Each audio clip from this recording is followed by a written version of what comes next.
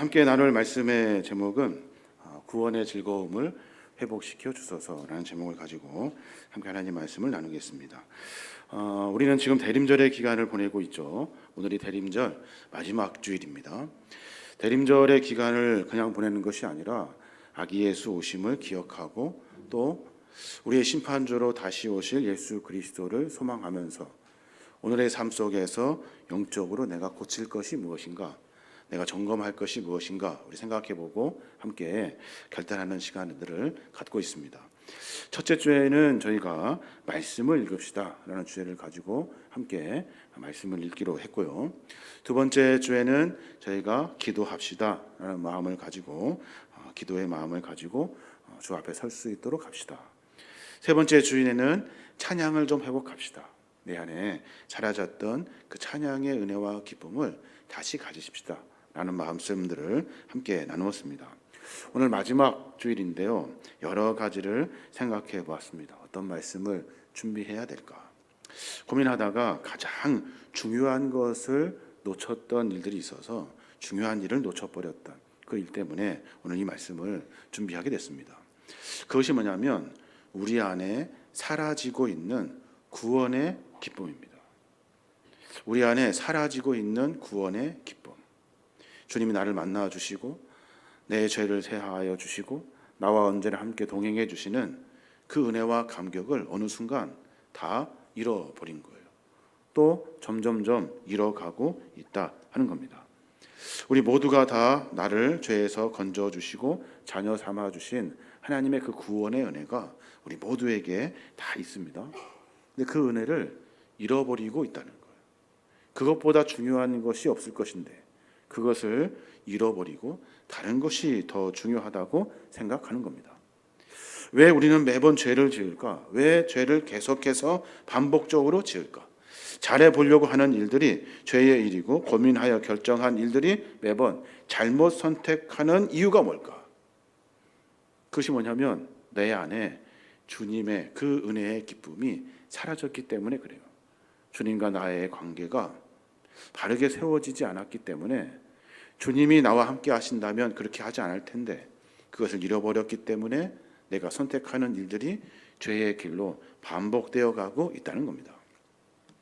여러분 갈등 해보셨습니까? 갈등, 고민, 갈등. 이 갈등, 칡나무 갈자에다가 등나무 등자를 쓰죠. 칡나무와 등나무는 넝쿨나무죠. 이 두 나무가 서로 막 자라면서 엉킵니다. 엉키면 그걸 풀 수가 없죠. 풀 수가 없습니다. 등나무와 칡나무가 엉켜서 막 자랍니다. 둘 중에 하나를 이제 살리고 싶으면 선택해야 됩니다.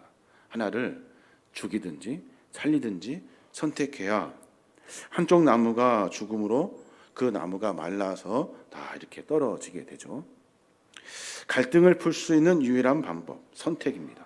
근데 이 선택, 우리는 고민하고 갈등하며 선택의 순간을 만나지만 매번 득되는 일을 선택하는 경우가 많지 않죠. 늘 선한 것을 선택하는 경우도 많지 않습니다. 죄가 아닌 것을 선택하는 일도 그렇게 많지 않습니다. 내가 선택하는 일들이 생각해 보면 다 죄이고 싫어하는 일이고 그리고 악한 일이다 하는 겁니다. 갈등한다고 고민한다고 모두가 옳은 선택하는 것은 아니죠. 계속 자꾸만 잘못된 길을 선택하고 있는 우리의 모습을 보게 됩니다. 여러분 어떻습니까? 여러분의 죄악을 그렇게도 쉽게 끊어낼 수 있습니까? 내가 선택하는 일, 나는 그것이 죄가 아니라 나는 선이야 라고 쉽게 자신 있게 선택할 수 있습니까? 사실 쉽지 않습니다. 그래서 우리의 죄는 계속해서 반복될 수밖에 없죠. 다윗은 오늘 자신의 죄됨을 보고 자꾸만 반복되어 선택하는 죄에 대해서, 악에 대해서 자기가 지금 절규하는 모습을 시편 51편에 기록해내고 있습니다. 하나님의 사람으로 산다고 하면서 은혜도 받고 감사한 일도 많은데 매번 잘못되어 가고 있는 자기 자신을 다윗이 보게 된 거죠. 시편 51편 1절에 보면 그래서 그렇게 말합니다. 하나님이여 주의 인자를 따라 내게 은혜를 베푸시며 주의 많은 긍휼을 따라 내 죄악을 지워 주소서.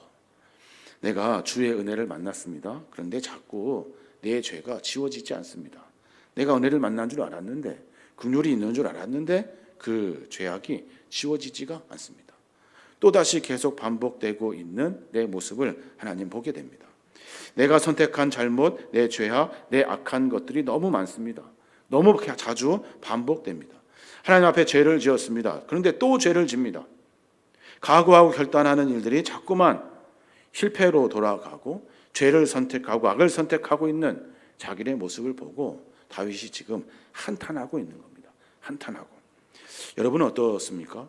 여러분은 선택하는 일들이 늘 옳은 길로 선택하고 계십니까?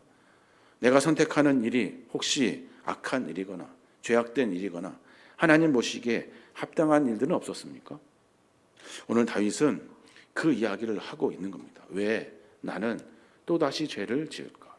왜 나는 또다시 죄 앞에 무너질까? 오늘 시편 51편에 있는 말씀은 사무엘하 11장에 있는 내용의 그 연결선상에 있죠. 그때 지었던 잘못들을 회개하며 지은 시가 시편 51편입니다. 사무엘하 11장에 보면 무슨 죄를 짓냐면 장수 우리아의 아내를 다윗이 범합니다. 그 죄를 회개하면서 지은 시가 시편 51편이에요. 성범죄 사건입니다. 강간 사건입니다. 이것이 한 번이었을까요? 여러분 그렇지 않습니다. 다윗은 계속해서 죄를 집니다. 죄인지도 모르고 반복되어 가고 있는 자기의 비참한 모습을 다윗이 어느 순간 들여다본 거죠. 다윗은 자신이 하는 모든 일이 선택이 결국에는 죄악으로 치닫게 되고 있는 자기의 모습을 발견하게 됩니다. 쉽게 선택한 일들이, 고민하고 갈등해서 조심스럽게 선택한 일들이 결국에는 다 악이었다 하는 겁니다.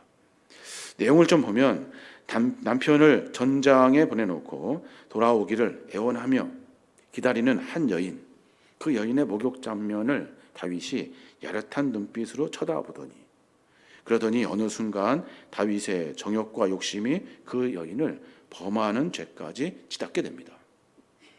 그 여자를 힘으로 데려와 가지고 범하고 그 여인의 임신을 하게 되죠. 그것이 한 번이었을까요? 임신한 사실을 알기 전까지 다윗은 그 여인과 계속해서 어렵고 힘든 성범죄, 강간죄를 계속해서 지어냅니다. 우리아의 아내 뱃속에 아이가 들었었다는 것을 알기 전까지 그 일은 반복됩니다. 다윗은 그 사실을 이제 알고 난 다음에 큰일 났네. 그러면서 그가 엄청난 갈등과 고민 속에 빠져갑니다. 그리고 선택을 하죠. 갈등 속에서 잘못된 선택을 합니다. 남편 우리아의 아이로 만들면 되겠구나. 이 아이를 남편의 아이로 만들면 되겠구나. 그래서 전쟁에 나가 있는 우리아를 소환합니다. 불러들여요.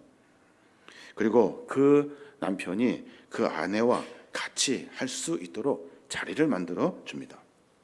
우리아가 다윗 앞에 섰습니다. 그리고 나서 다윗은 태연한 척 아무 일도 없었다는 듯이 위로하듯이 집에 들어가 쉬라고 이야기를 합니다. 그리고 조촐하게 음식을 준비했으니까 가서 먹으라고 하면서 왕의 화려한 음식을 준비시켜서 우리아를 뒤따라 보내려고 다 준비해 놓습니다. 근데 문제는 뭐냐면 이 우리아가 가지를 않아요. 집에를 가지 안 갑니다. 어찌 내가 집에 갈 수 있습니까? 사무엘하 11장 9절에 보면 그렇게 말해요. 그러나 우리아는 집으로 내려가지 아니하고 왕궁문에서 그의 주의 모든 부하들과 더불어 잔지라. 갈등하고 고민하여 선택한 일들이 실패로 돌아갑니다. 이거 큰 낭패입니다. 이거 지금 내가 지은 죄를 살짝 덮을 수 있는 유일한 방법인데 이 우리아가 말을 듣지를 않습니다. 그러면 그 이야기를 들으면 충성스럽고 아주 충실한 우리아야 잘했다 라고 칭찬해 줄 법도 한데 다윗은 계속해서 우리아를 집으로 보내려고 작전을 짜죠. 사무엘하 11장 12절에 보면 그래요. 다윗이 우리아에게 이르되 오늘도 여기 있으랴. 내일은 내가 너를 보내리라 그래요. 그래 오늘은 여기서 자. 그런데 내일은 너 가야 된다 라고 명령을 한 거예요. 명령을. 다음 날 술상 차리고 먹고 마시고 취하게 합니다. 그런데도 우리아는 집에 가지 안 갑니다. 내가 어찌 전쟁을 앞에 두고 병사들은 전장에서 어렵게 힘들게 보내고 있는데 나는 집에서 잔단 말인가? 그러면서 우리아는 마당에서 자죠. 다윗은 계속해서 아주 빠르게 갈등과 선택을 반복합니다. 그리고 나서 고민하여 또다시 선택하는 일이 죄이고 악으로 치닫게 됩니다. 우리아를 다시 전장으로 보내기로 결정을 합니다. 전장으로. 그리고 죽여야겠다라고 생각을 하죠. 급하게 다윗은 전장에 있는 사령관 요압 장군에게 편지를 씁니다. 그리고 그 편지를 우리아의 손에 들려서 요압 장군에게 갖다 주도록 명령을 내립니다. 그 편지에는 뭐라고 써 있습니까?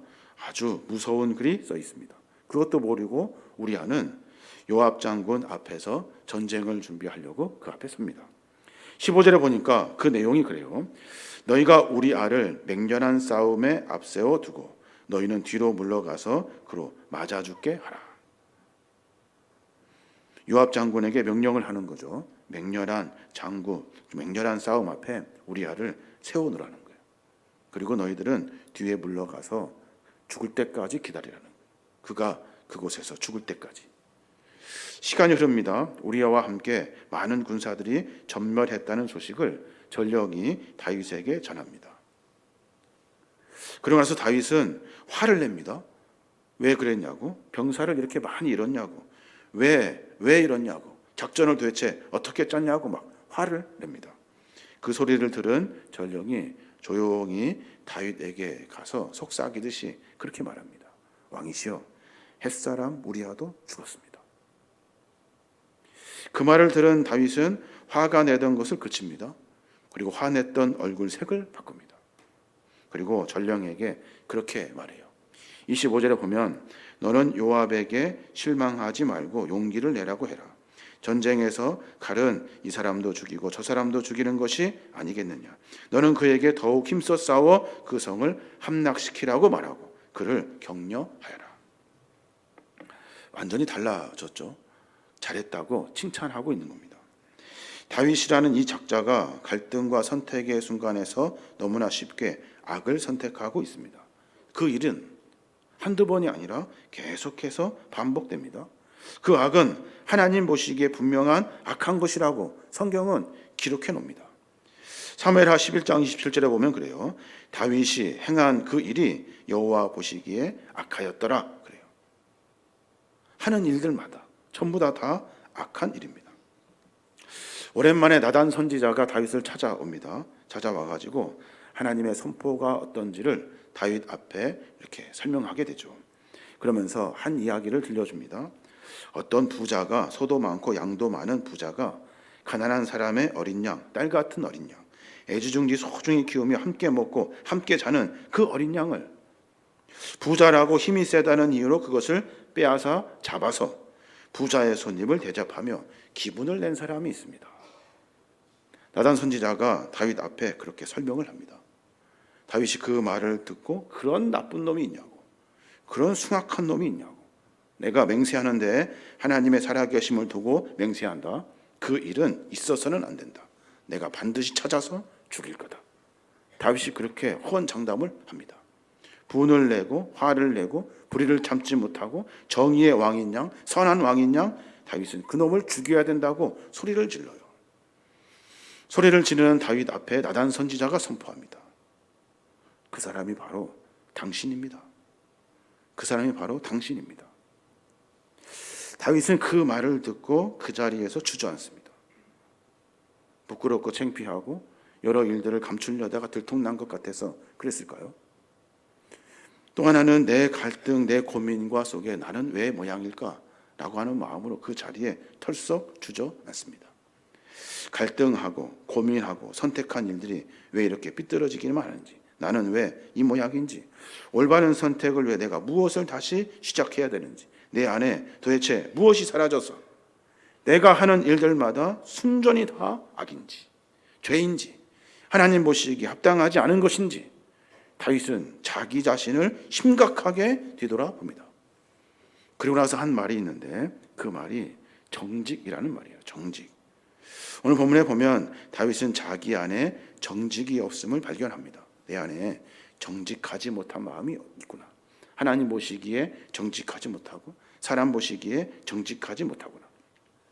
시편 51편 10절에 보면 그렇게 말해요. 하나님이여 내 속에 정한 마음을 창조하시고 내 안에 정직한 영을 새롭게 하소서.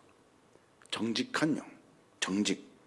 삶 가운데 반복되는 갈등과 선택을 결정짓는 내 안에 있어야 할 정직. 그 정직의 영을 나에게 부어주라고 하나님께 부르짖어 기도하고 있는 겁니다. 저는 지금까지 이 죄의 반복을 이기는 힘을 정직이라고 생각했습니다. 정직하면 되겠구나. 하나님 앞에 정직하면 되겠구나. 하나님과 사람 앞에서 정직한 신앙인으로 바로 서야 옳은 길을 선택할 수 있겠구나. 하나님 앞에 내가 떳떳해야 신앙의 바른 길을 걸어갈 수 있겠구나. 저는 그렇게 설교를 했습니다. 그런데 본문을 조금 자세히 들여다보니까 다윗이 고민한 것은 정직이 아니에요. 정직이. 오늘 히브리 원어를 찾아보니까요. 정직을 뭐라고 하냐면 요르세라고 해요. 요르세. 그렇게 씁니다. 고듬, 오름, 발음. 요르세라는 단어를 쓸 줄 알았는데 그 단어를 쓰지 않아요. 51절에 나와 있는 이 정직이라고 하는 이 정직을 뭐라고 쓰냐면 르하흐 나콘이라고 써요. 르하흐 나콘. 무슨 말이냐면 르하흐는 영, 숨, 정신을 말합니다. 나콘은 지속하다, 흔들리지 않다라는 말이거든요. 그러니까 하나님, 내 영이 흔들리지 않게 해주십시오. 내 영이 흔들리지 않게 해주십시오. 이렇게 지금 다윗이 기도하고 있는 거예요. 영이 흔들리면, 내가 하나님을 향한 방향이 흔들리면, 하나님과 나와 함께했던 이야기가 흔들리면 하나님과 나의 관계는 아무것도 아닌 것이 되거든요. 그냥 일반적인 정직이라면 바르고 옳고 착하고 선한 것 행하며 살면 되죠. 그런데 그것보다 한 단계 더 깊은 하나님, 내 영이, 내 안에 있는 영이 흔들리고 있습니다. 하나님을 바라봐야 할 영이 흔들리고 있습니다. 라고 고백하고 있는 거예요. 고든 마음, 옳은 마음, 바른 마음 주십시오가 아닙니다. 내 영이 아주 심하게 흔들려서 하나님이 보이지 않습니다. 하나님 안에 있지를 않습니다. 나의 심각한 모습을 다윗이 고백하고 있는 겁니다. 현대어 성경은 이것을 아주 잘 번역해 놨어요. 시편 51편 10절에 보니까 그래요. 하나님이여 내 속에 깨끗한 마음을 창조하시고 내 안에 확고한 정신을 새롭게 하십시오. 확고한 정신, 흔들리지 않는 정신, 흔들리지 않는 내 영. 그 확고한 정신, 흔들리지 않는 영이 도대체 뭘까요? 하나님을 향한 마음이죠. 하나님을 향한 마음. 나를 구원하시고 나를 만나주시고 나에게 은혜 베풀어 주셨던 하나님의 마음.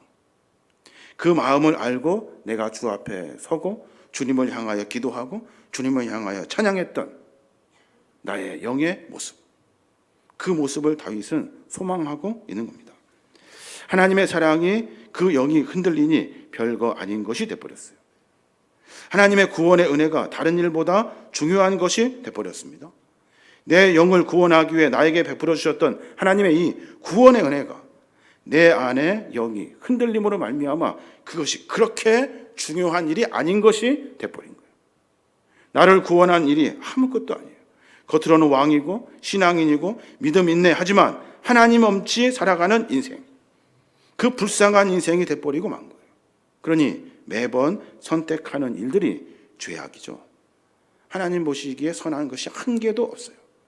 하나님을 향하여 내가 르하르 나콘, 내 영이 하나님께 집중하여 하나님이 원하는 것을 찾아가지 않고 내 영이 흔들려서 하나님이 아니라 다른 것이 더 중요하게 생각되어졌다는 거예요. 다윗은 그것을 심각하게 생각을 합니다.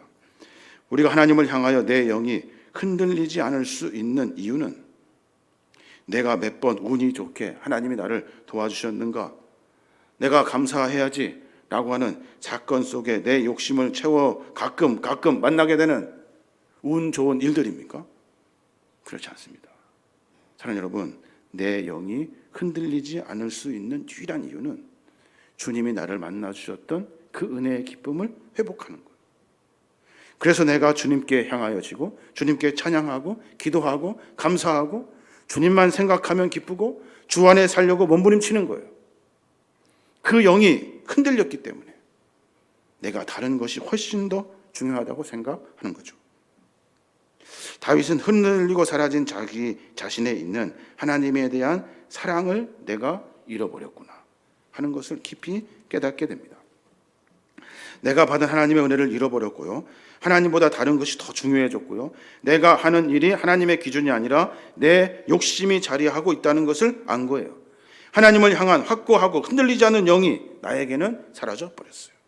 나에게 그것을 발견할 수가 없어요. 내가 하나님을 쳐다보고 있는지, 하나님께 향하여지고 있는지, 내가 지금 혼란스러울 만큼 하나님이 과연 나에게 있는지 다윗은 고민하고 있는 거죠. 그리고 나서 갑자기 두려움이 다윗의 마음과 삶을 아주 휘잡게 됩니다. 두려움이 엄습해요. 무엇을 두려워할 것 같습니까? 다윗이 지금 나단 선지자가 선포한 다윗에게 임할 징계는 세 가지예요. 집안에서 왕위를 찬탈하는 반역자가 일어날 것이다. 또 가정이 파괴될 것이다. 또 너가 죄 없는 아이까지 태어나자마자 죽게 될 거야. 이 세 가지 벌을 나단 선지자가 선포하고 갑니다. 다윗이 지금 그걸 두려워합니까? 그렇지 않습니다. 이런 말씀 듣고 이런 말 듣고 자기에게 일어날 이 일 때문에 다윗이 두려워합니까? 그래서 하나님 내 집안 좀 살려주십시오. 반역자 일어나지 않게 해주십시오. 적군이 일어나지 않게 해주십시오. 라고 다윗이 기도합니까? 그렇지 않습니다. 그가 두려워하는 것은 하나님을 향한 확고한 영이 나에게서 사라졌다는 거예요. 내가 주님을 향한 고민이 사라졌다는 거예요. 내 안에 있는 영이 다른 것을 집중하고 있다는 거예요. 아무것도 없는 내 공허한 내 마음, 영이 병들어 버렸던 내 영의 아주 애통의 마음, 그 마음을 다윗이 가지고 있어요. 그리고 두려워합니다. 뭘 두려워하냐면 11절에 그래요. 나를 주 앞에서 쫓아내지 마시고 주의 성령을 내게서 거두지 마십시오. 내 안에 영이 병들었거든요.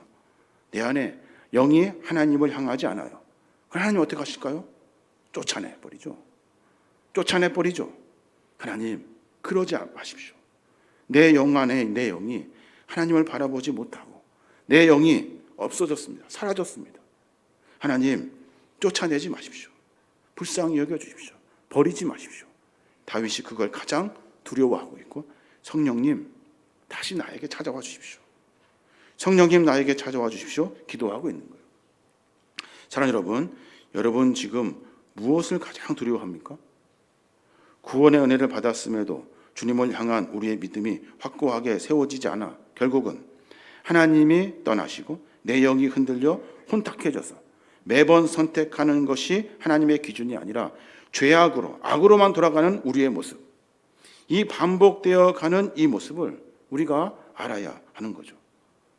다윗은 그렇게 반복되어 가다가는 결국에는 내가 하나님 앞에 쫓겨나겠구나 하며 애통하고 있는 거죠. 다윗은 정직함 주십시오 이거 아닙니다. 다윗은 주님 앞에 내 영을 고칠 수 있도록, 내가 주님께 내 영을 고정할 수 있도록 구원의 즐거움을 나에게 주십시오. 주님 만났을 때 그 기쁨, 주님께 찬양했던 그 기쁨, 주님께 감사했던 그 기쁨, 나를 구원하신 그 은혜에 감격하여 내가 주님을 찾아갔던 그 기쁨을 나에게 다시 회복시켜 주십시오. 그렇지 않으면 나는 또다시 죄 속에 빠져갈 겁니다.